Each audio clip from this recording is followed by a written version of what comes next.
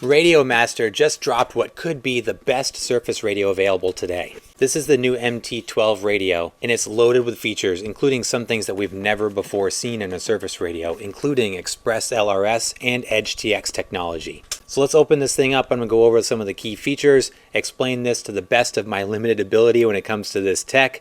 I'm going to hook it up to a couple different rigs and demonstrate some of the features, and we'll see how it works for our crawlers. So I'm going to try my best to do this thing justice.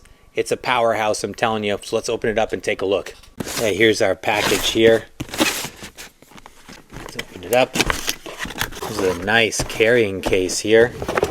Inside the box, there's also a quick start guide and a sheet of stickers.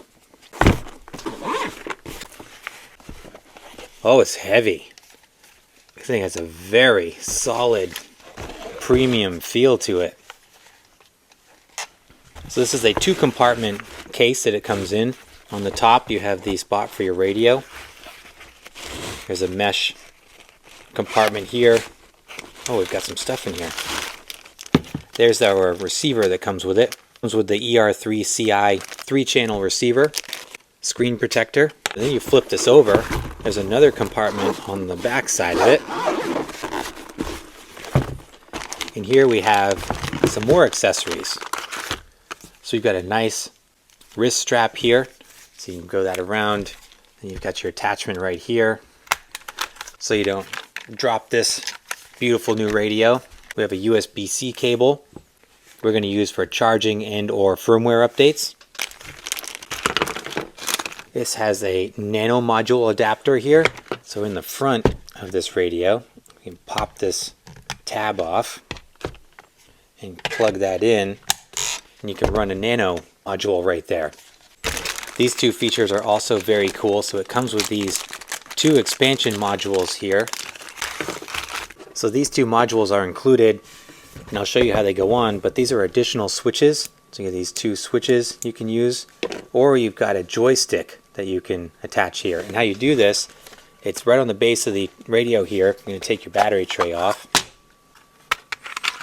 You pop that cover off, and then these have plugs right here. There's an expansion cable inside here.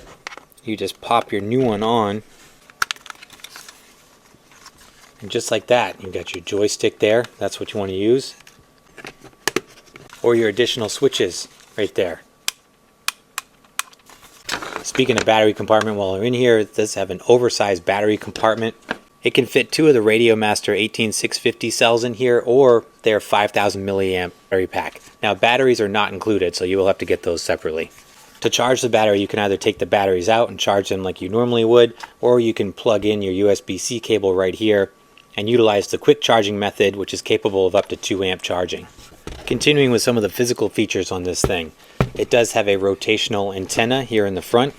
Lots of different buttons and options to choose from. We have 2 dials here, one in the front, one in the rear closest to you, the driver. We've got 4 trim buttons all along the steering wheel here. Underneath there's a 3-position switch.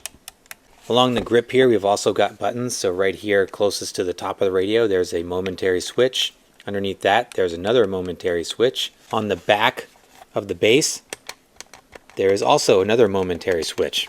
The wheel's got a great feel to it, as does the trigger. Both of these are fully adjustable. Both of these use Hall sensors. Coming around the other side, underneath this dust cover here, we've got a number of features in here as well. You have your trainer port, your SD card, the USB-C port, headphone jack, and an auxiliary port here. Coming around to the top of the radio here, we have this 2.5-inch LCD screen. We got a nice user-friendly layout here with big, clearly labeled buttons. We've got a metal wheel here to scroll through menus. Welcome to EdgeTX. Switch warning.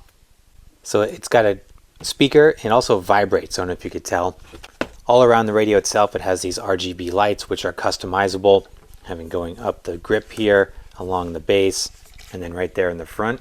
So some of the powerhouse features on this are the EdgeTX operating system that it comes pre-installed with. And this is the ELRS model.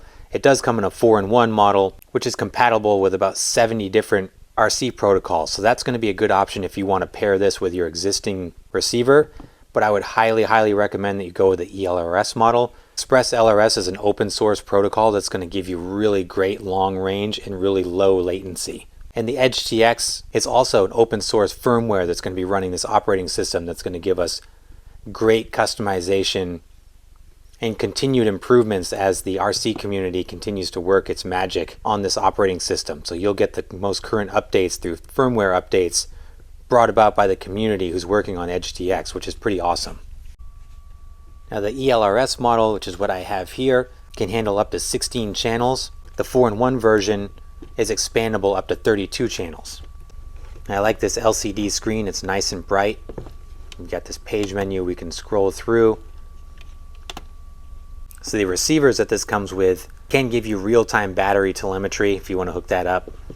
Right here we go through our model selection, so it is capable of, looks like 60 models to store on this thing. Your wheel also doubles as press button as well. So as you scroll through, when you get to something that you want to press on, you use that button. Somewhere in here is a way also to increase the pulse output on this thing to over 300 hertz, which is going to give you crazy fast servo speed, especially combined with the ELRS low latency.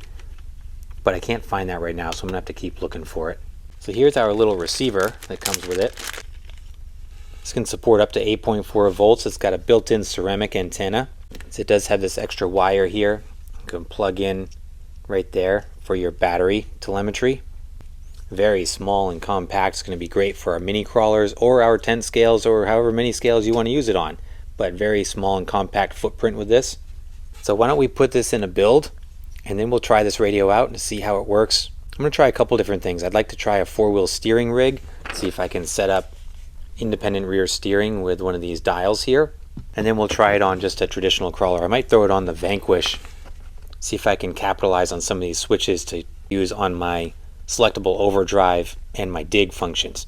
So I'm going to play around with installing this on a model or two, and then I'll get back to you guys and we'll see it in action. Alright my friends, you ready for some demos? So RadioMaster was generous enough to send me over a couple extra receivers. So I've been able to integrate this into 3 different models here. So we're going to take a look at all 3 of them here because they vary in complexity. So let's start with Snaggletooth here, which is the most basic setup. So with Snaggletooth, what I did was I put the 3-channel receiver on here that comes with the kit. So this is the one that came in the package with the radio itself. See, I've got it mounted on the slider here. I'm only occupying 2 channels. I have the Python from FuryTech going into channel 2, and I have my Mofo servo going to channel 1. So let's boot up the radio here. Welcome to EdgeTX. One of the things I really like about this is how easy it is to change models. I love this. This is really simple. So I've got them named already, so let's go to Snaggle. So now we should be all set.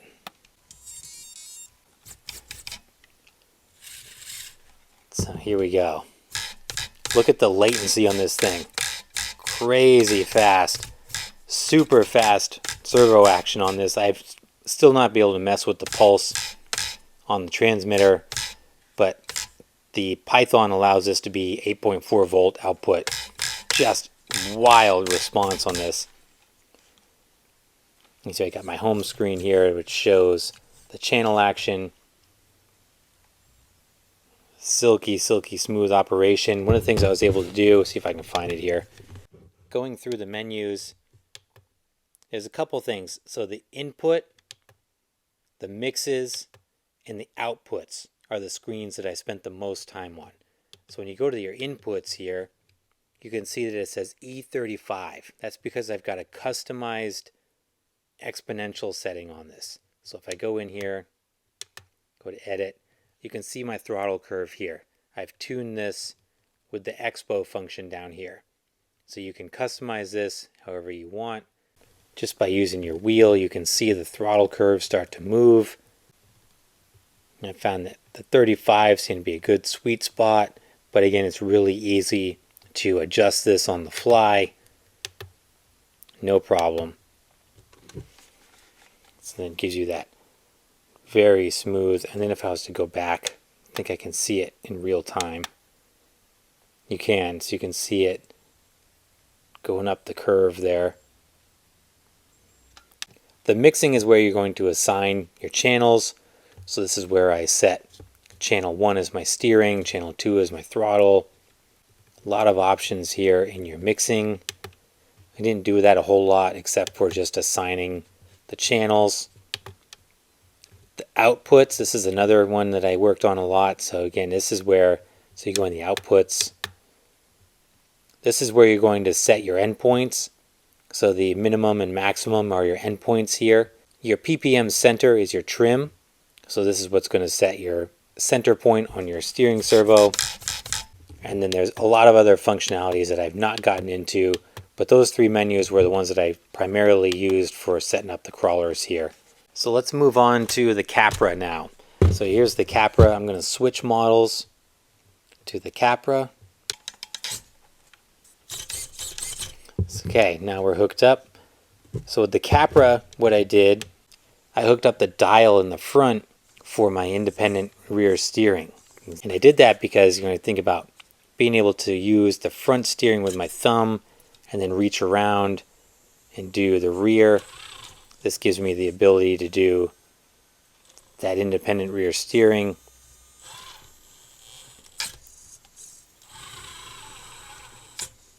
It's very smooth. So again, with the same functions here.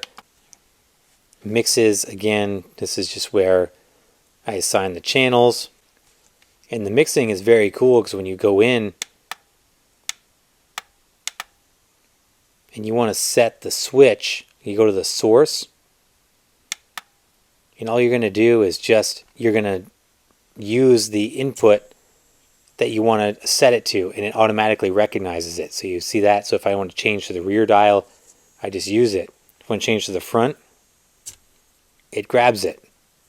And then you just hit enter again and you're good. So I think it's very simple to set your channel assignments. All right, last but not least, we got the Vanquish. The Vanquish was the most complicated because this has 3 servos on it with multiple positions here. So what I've got on the driver's side is the selectable overdrive that I wanted to have with the 3-position switch. So you can have this for a high degree of overdrive. You can disconnect the front wheels so you can have a rear-wheel drive truck only, and then you can go to a lesser overdrive.